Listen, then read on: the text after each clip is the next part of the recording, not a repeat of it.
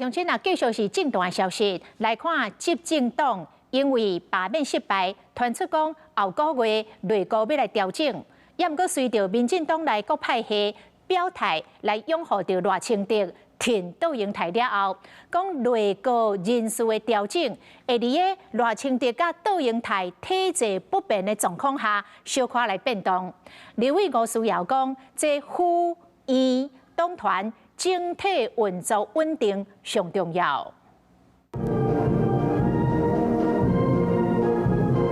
真心甲观众赶新的阶级中，总统赖清德主持逐个月例行的升任授阶典礼，做会出席的秘书长潘平安最近嘛正做关注焦点，因为大罢免头一波投票全面失败，民进党内拢在检讨，把传出8月底内阁的总辞，其中潘平安甲外交部长林佳龙拢互点名是新的内阁可能的人选。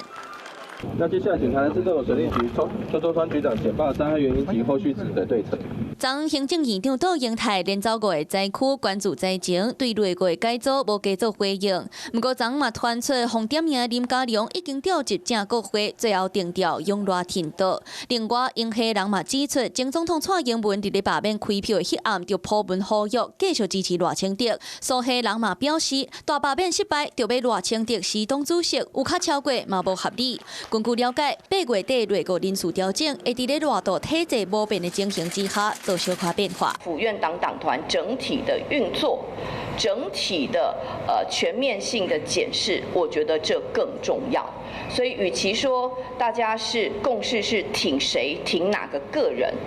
其实是我们要稳住这个政府，挺住这个国家。民进党内各派系拢表态支持，要稳定赖道的体系，先稳定内部，再来处理其他代志。